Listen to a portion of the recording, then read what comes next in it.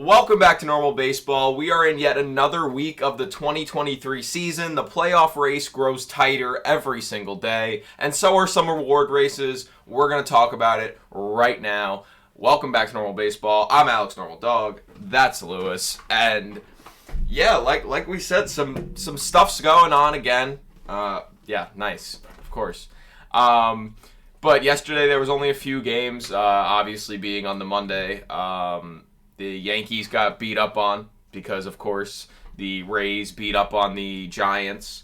Couple different things did happen, and we're here to talk about that. And we also want to talk about a couple of award races that we are finding pretty interesting. Those being the AL and NL Cy Young and the AL Rookie of the Year. Yeah. So let's just, without further ado, get right into it. We can start with, if we want to start with just yesterday, kind of talk a little bit about yesterday, we would certainly probably be a good idea. I watched a good amount of the games yesterday. Not many were on. I was watching the Yankees and Braves because I figured, maybe this would be a decent matchup, just because I don't know why I would have thought that. The Braves beat down on the Yankees 11-3. The Yankees grow further and further out of the playoff picture, out of the wild card picture. Not looking good for the Yanks. But the Braves are having a great time. So what do you think? What do you think about the Yankees right now? I think that they're dead in the water. Yeah, I agree with you. Their season has been over for quite some time. Whether or not that Yankee magic that, some fans might believe in is there or not, it doesn't matter. It's too late. There's really no hope for the Yankees going forward through the rest of the season.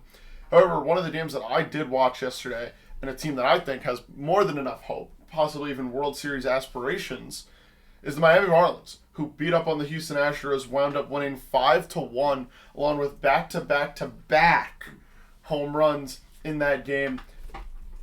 Great win for the boys down south. Oh, great win for the boys down south. Great win. I did want to talk about one guy on the Marlins, that being Josh Bell. Josh Bell obviously was traded to the Marlins at the deadline.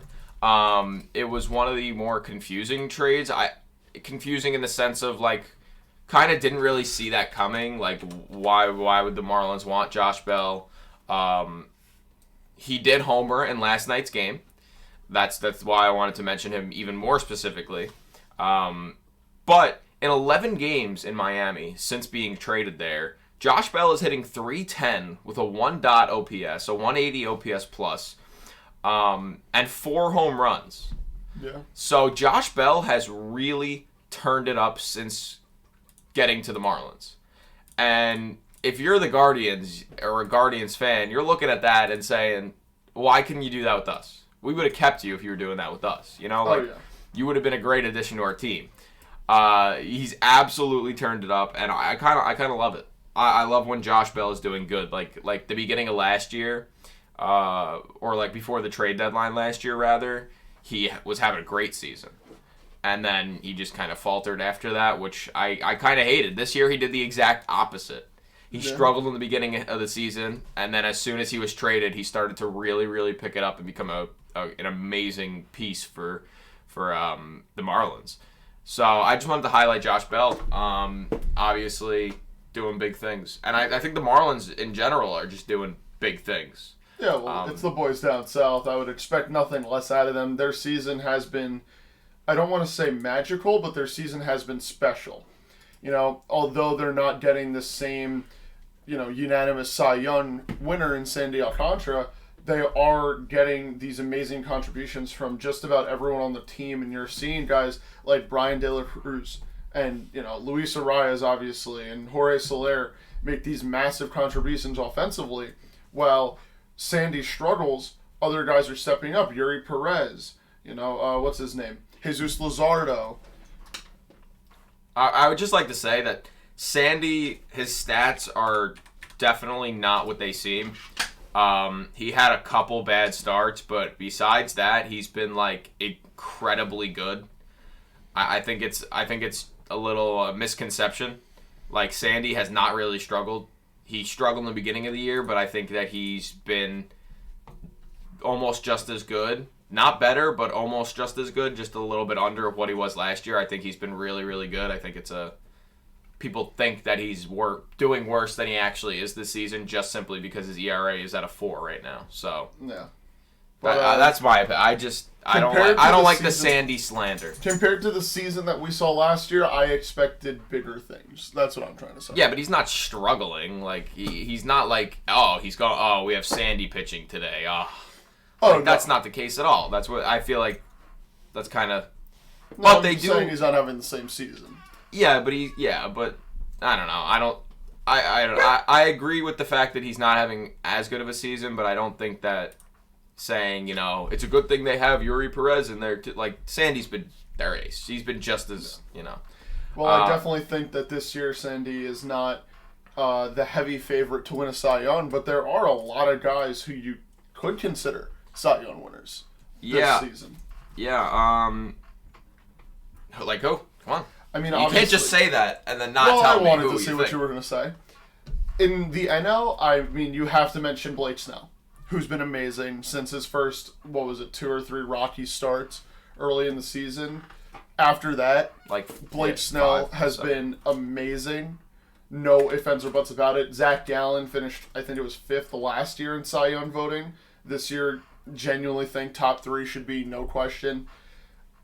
Another guy in the National League, and the last guy that I really think has a chance at it, just because of not only the performance that he puts up, but the performance his team is putting up, is Spencer Strider, who, although he has had a couple of bad outings this season, he leads the league in strikeouts by a very, very large margin. Right now, he has 217, whereas the second place, Kevin Gausman, has 183. That's where I stand on the National League Cy Young. Yeah, Strider's been pretty good. You also, I want to know who you think's going to win it, or who your winner is right now, because you just gave me 3 candidates, but you got to tell me out of those, you can't pick 3 co-Cy Youngs. I mean, in my opinion, I think that it should be Zach Gallen. Zach Gallen is pitching amazing, and he has been all season, and he's been very consistent throughout the seasons, which is why the steady increase in his Cy Young voting is so impressive. I think that this is a year that he takes it, but if Blake Snell won it, I would not be surprised in the National League. Yeah, I would still probably have to go with Blake Snell. Mm-hmm. Just because of that incredible stretch of starts that he's put together. He's even in the midst of it right now. I think last start he gave up 2 runs, I think. But he's had an amazing, amazing stretch. And I think, like you said, top 3 would be probably Strider, Gallen, maybe Justin Steele in there. Justin Steele's having a really, really good year with the Cubs. Yeah. I don't know. It's tough because how much do you value strikeouts? Because Strider is going to have 300 strikeouts again this season. Mm-hmm. And he's been dominant, but his ERA doesn't really show for that right now. His ERA is at a 3.75, and I think that leading the league in strikeouts isn't enough to get you a Cy Young, in my opinion. And Snell having as low of an ERA as he does, while also striking guys out. My only concern with Snell is the walks. He walks a lot of guys. He leads the league in walks. Yeah. I don't know. There's a good argument for all of them. There's a great argument for all of them, and that's what makes the conversation and the topic itself so interesting, because we just don't know what's going to happen. We don't know what the voters think. We don't know what the last few starts for each of these guys is going to look like going down the stretch and into September. It's an interesting conversation to have, but as of right now, I think my winner would be Zach Gallen. You would go with Blake Snell, right? Yeah, if I had to pick a winner right now, I'd probably say Blake Snell. Yeah. In terms of the American League, obviously you have guys like Garrett Cole, Kevin Gausman, and in my opinion, Nathan Eovaldi and Shohei Ohtani should both be up there. All 4 of them have been amazing. I think Nathan Eovaldi would have a better chance had he not been going through a few injuries this season. But I think we can both agree that this is Garrett Cole's award to lose this season. He's injured right now, actually. And I'd say as of right now, it is Garrett Cole's. He's been absolutely insane. Yes. And it's about time he wins his Cy Young. So right, I agree with you. There is obviously the case for Ohtani of he has the lowest hits per nine in Major League Baseball, along with what other pitcher is hitting 40-something bombs in a season. That has nothing to do with it. Can't look at hitting stats. AL Cy Young is awarded to the best pitcher, not best hitter. Not best hitter. It has nothing to do with hitting. No, I'm just teasing you. But honestly, it's Garrett Cole's award to lose. I do think that Shohei Ohtani, though, deserves the recognition of how good he has been on the pitching side of the ball this season. Yeah, there's a lot of good AL pitchers. That's the thing. Yeah. But Ohtani is one of the best. Well, I agree. He is one of the best. Although he hasn't been pitching as of late. Ohtani was scratched from his most recent start. So have that as you will. If he doesn't pitch for the rest of the season, I think it's going to be a little bit of a... I mean, like, how do you kind of view that? Because... Well, then I think I would agree with a lot of people that he falls out of contention. He missed 2 months. Right. Yeah. But as far as just other guys who have been really good in the AL, obviously you have Evaldi. Framber Valdez has been pretty good. He's been a little not great after his no-hitter, to be quite honest. He was not that good before his no-hitter as well. Yeah, just the first couple starts before his no-hitter. George Kirby's been really good. Dane Dunning's been really good. Yeah, there's a lot of good... Oh, Sonny Gray, of course. How could we forget about Sonny Gray? Yeah. The season that he's putting together is absolutely phenomenal. So there's a lot of good candidates in the AL, but I think as of right now, it is Garrett Cole's to lose. I'd say. Yeah, and let's especially not forget, with McClanahan probably not pitching again this season. Right, and let's not forget that there are also some really good relievers who will get Cy Young votes. Obviously, Felix Bautista being, I think, the number one in terms of relief pitchers, the number one vote getter. But that should not overshadow, some of the other relief pitchers out there that are doing an amazing job at their job. Jordan Romano before he went down. Ryan Presley has, I think, been very underrated considering that the Astros have not been the big bad Astros that we have come to know them as. Those three guys, I think, just deserve recognition as well.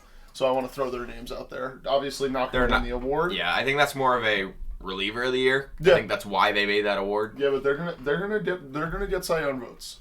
I mean, yeah, you're probably relievers right. Relievers get those votes. You know who's not going to get any votes? Let's hear it. Is Matt Brosh. Hmm. Because, well, last night Matt Brosh gave up a rather embarrassing walk-off for the Royals. He is a Mariner, so I guess for the Royals. Yeah, that works.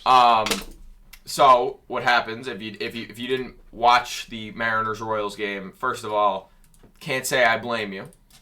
I love watching the Royals games just because of Bobby Witt Jr., who we'll talk about him in a minute because he's something else. What happened last night is the Mariners were down in this game. Heading into the 8th inning, they trailed 5-0, and through the 8th and 9th inning, they scored 6 runs and took a 6-5 lead. Yeah. But then in the bottom of the 9th, a couple singles, and a sac fly tied the game. And then Darian Blanco hit he bunted, and the Royals won the game on a walk-off bunt. It was kind of electric, if I'm being honest. Oh, yeah. I thought it was just, obviously terrible for the Mariners, who have just been in a really good stretch of games and just lost to, the worst team in baseball. A tough way to lose. Really tough way to lose. Do you think that's the worst way to get walked off? A walk-off bunt? The bunt, but at least the offense is doing something. I feel like the worst way would be a hit by pitch. Bases loaded hit by pitch. Or a wild pitch. Yeah, like a wild pitch. Like something, a mistake from the pitcher rather than a good play from the offense. Yeah, I guess so. I don't know. I just think I thought it was really funny, especially if you go watch the video. It's like, I don't know. They definitely could have, I don't know. It was a good bunt. It was obvious. He was obviously going to lay that bunt down. Yeah. And hey, man, you got to do what you got to do to put a dub in the win column. Well, why wouldn't you? Why wouldn't you? There's no reason to not bunt in that situation. And I must say, though, it was a very good game in terms of the dogfight that it was. You got a little bit of everything. You got Brady Singer, who went, I think it was, 6 innings of no-hit baseball. You got a Salvador Perez dead center field home run, which, who doesn't love a little Salvi bomb, right? And a walk-off bunt, and in my opinion, the most electric thing that could possibly happen for the Royals this season, Bobby Witt Jr. and an inside-the-park home run where he rounded the entire bases home to home in, 14.8 seconds? 0.3, I think. 14.3 But that's seconds. Not, at that point, that does, I did want to mention that, and I wanted to ask, the question of who's is Bobby Witt Jr. the fastest player in baseball? Because if you go back and look at that,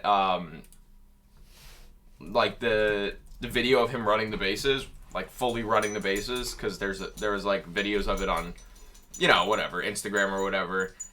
If you go and look at that video, it's like kind of insane how fast he's moving, and just like how impressive that is, moving that fast. And it just made me think, like, that man he might be the fastest person I've ever seen.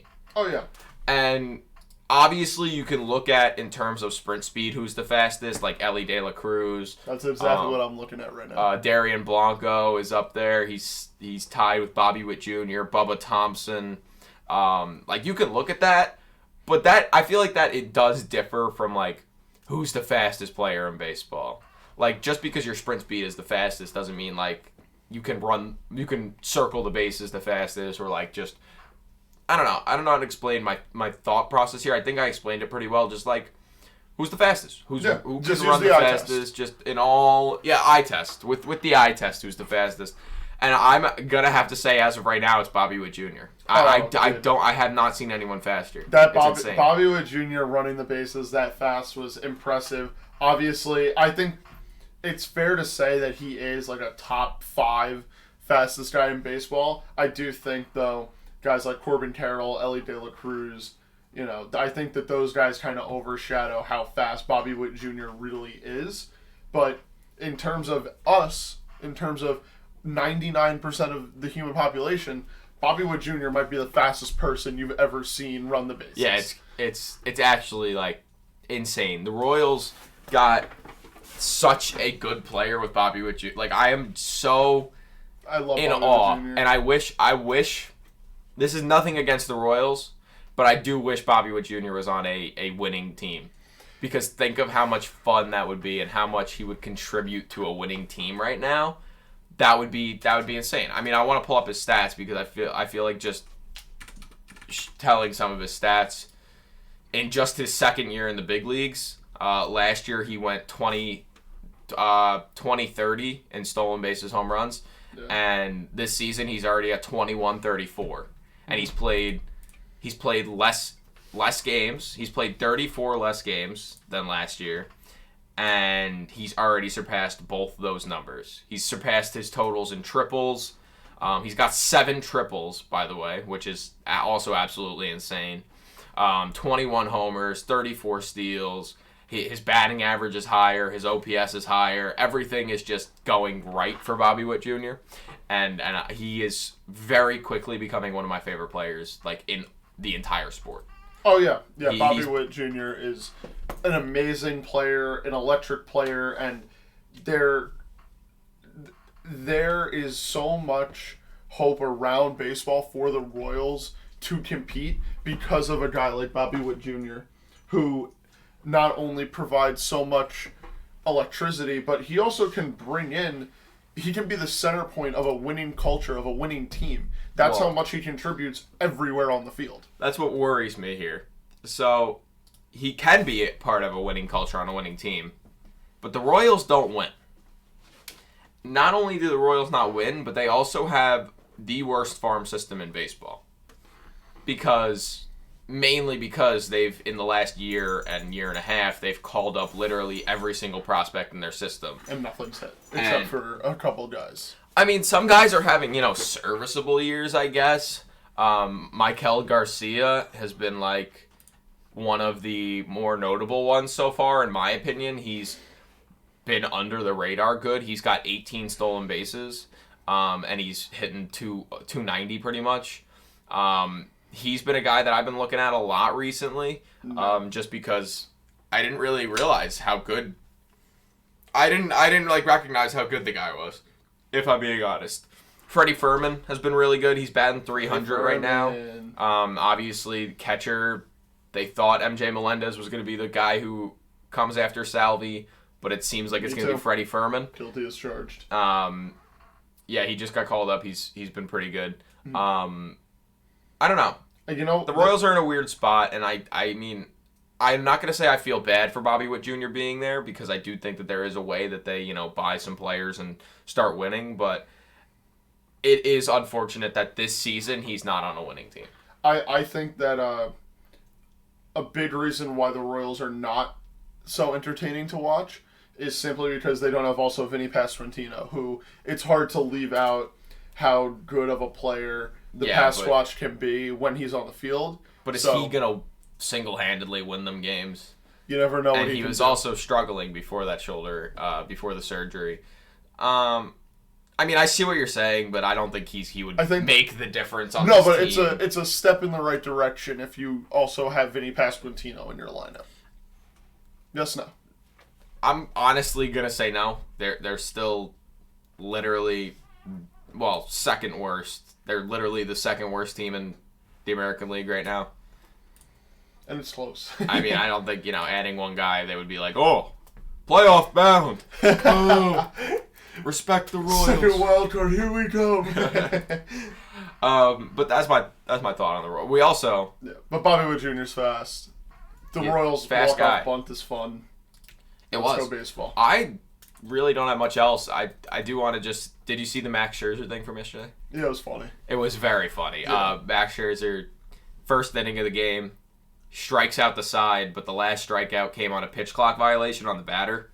And Scherzer actually got really upset that he struck out the side with the pitch clock and didn't actually have to throw the pitch to strike the guy out. Yeah. I just found that really fun. That's the most Max Scherzer thing. Yeah. You struck out the side, but you're still mad because you didn't get to throw the pitch. Because you didn't earn he was just strikeout. He was just really excited for that pitch. Yeah. He knew what he was throwing. It was probably going to be the first knuckleball of his career for all we know. Knuckleball that slides, a slider knuckleball. He was really excited to throw that one. That would have been electric. No, I just thought that situation was pretty funny. If we want to, look ahead to this week, I guess. Oh, by the way, last night, Austin Riley homered. Good for my homer draft. He did. I'll take it. I don't mind. Looking ahead to a couple series this week that did not start yesterday, or just some matchups for today. You have Cleveland and Cincinnati. Honestly, I might watch those games. A couple of those Cleveland-Cincinnati games. Boston-Washington. Pavetta versus Josiah Gray. I'm interested to see that one. Love me a Josiah Gray start. Philly and Toronto. I feel like they always have some fun matchups. For sure. I feel like I remember last year them having a pretty fun matchup. Detroit and Minnesota start a series today. What else we got? Oh, the Chicago battle. White Sox Cubs starts today. The battle of the bean. On the north side. Of the north side of Chicago. That one I'm pretty interested to see. You know what I would love to see? The White Sox and Cubs head-to-head stats all time. I wonder if I could find that real quick. They might be even. Another great matchup that is always going to be a lot of fun is the Diamondbacks against anyone. I got it. So be sure to tune into Diamondbacks Rockies if you have the time. Joe Mantiply's going for the Diamondbacks, so it should be a fun game. Mantiply? What? Nothing. Right. Okay, so the White Sox all-time versus the Cubs. I'm getting... Oh, yeah, no, this is... Is that right? Is it wrong? Per StatMuse, the White Sox all-time record against the Cubs is 73-67. So it's fairly close. They play I assume 2-game series, right? So if the Cubs can sweep that, it would be 73-69. Nice. And the Cubs grow closer and closer. I don't know. I like looking at the stats head to head against a team. Yeah. You know what? I believe this series is starting Brewers at Dodgers. Brewers at Dodgers. That should be a fun matchup. Two first place teams kind of duking it out. Not only 2 first place teams, but the Brewers have kind of been really good recently. They're on a 4-game win streak, and they're kind of sitting pretty at the top of the NL Central right now. And obviously the Dodgers are on their 8-game winning streak because they're the Dodgers. Because what else would you expect? Yeah, exactly. What's hold on. Now I have to look this up just for the culture. Brewers, Dodgers all-time record versus the Brewers. It's going to be very positive. 93-68 against the Brewers all time. They have a team 257 average and a 755 OPS. Goddamn. I kind of love looking that up now. I got to start looking that up more. They've hit 203 home runs against the Brewers all time in 161 games. Okay. I mean, if you're going to go, I'm going with the Dodgers this week to win that series. Hard not History to. will repeat itself. One last thing. This will be the last thing that I got. Shout out to Yu Darvish, all-time leading strikeout leader for a Japanese-born pitcher. Round of applause. Good job, Yu Darvish. Congratulations. That's all I got. That's all I got. We thank you guys for watching, listening, viewing. If you liked, make sure to like the video, share it with your friends. That would help us out, and subscribe. And we will see you guys in the next one tomorrow. Peace. Wait, but why?